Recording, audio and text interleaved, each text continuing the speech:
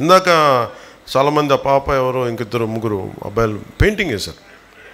ఒక పాప వేసిన పెయింటింగ్ ఎంత నచ్చింది అంటే సగం చిరుతుపులి అనుకుంటా, సగం చిరుతుపులి అస్థిపంజరంలో అయిపోయి 3 వారిన చెట్లు వెనకాల ఎఫారెస్టేషన్కి అంటే ఎలాగది సగం ఎండిపోయి సగం మొత్తం కాలిపోయి ఎముకల్లో ఉంటుంది. ఇంకా కాపాడుకుంటే అదే తీసుకురండి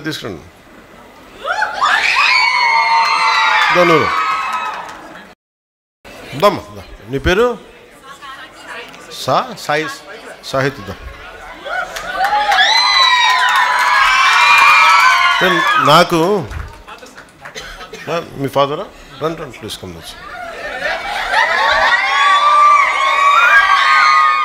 ఓకే, నాకు ఎంత నచ్చిందంటే ఈ జింక చూస్తే సగం ఎండిపోయింది ఎఫారెస్టేషన్ వల్ల, అదే పచ్చగా ఉండి ఎంతో కళకళలాడుతుంటాయి అనేది చూపించడం మనస్ఫూర్తిగా ఇది ఎంత అద్భుతం కదా. ఇది ఈ రోజున సాహితీ కానీ ఇక్కడున్న చిన్నపిల్లలు కానీ అందరూ కూడా మీరు ఈరోజు చేసింది చాలా సామాన్యమైన విషయం కాదు.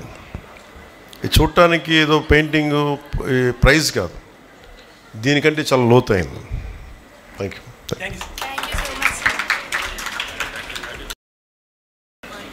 నాకు చాలా చాలా ఆనందంగా అనిపించింది, ఎంత తృప్తి అనిపించిందండి.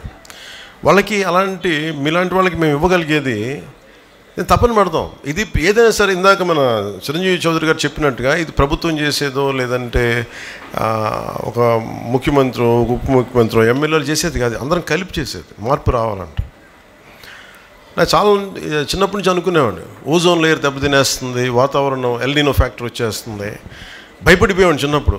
నేను పెరిగి పెద్దయ్యేటప్పుడు ప్రపంచం కూలిపోద్దా, ఇంక బతకలేమా, చాలా భయం ఉండేది నాకు. నిజంగా నా భయంకి తగ్గట్టుగానే నీళ్లు తీస్తుంటే ఇప్పుడు తాగుతుంటే వాళ్ళు చిన్నప్పుడు సైన్స్ ఫిక్షన్ బుక్స్ చదువుతున్నప్పుడు 8th క్లాస్లో 10th క్లాస్లో భవిష్యత్తులో మాస్కులు పెట్టి తిరగాలి, నీళ్లు ఇట్లా మనం ఎలా పడితే చిన్నప్పుడు మామూలు కొళాయిలు వెళ్ళిపోయి ఫ్రెండ్స్ ఇళ్ళలో ఆడుకుంటుంటే అక్కడ కూర్చోబెట్టి నీళ్లు తాగేసేవాళ్ళం, అన్నీ బాగానే ఉండే. ఇప్పుడు ఏదన్నా తాగాలంటే భయం వేస్తుంది. ఆ పరిస్థితి నుంచి స్వచ్ఛమైన నీళ్లు రావాలి అంటే అంత స్థాయికి వెళ్ళాలని ఒక ప్రయత్నం చేస్తున్నాం. అది జరగాలని నేను కోరుకుంటున్నాను. మీకు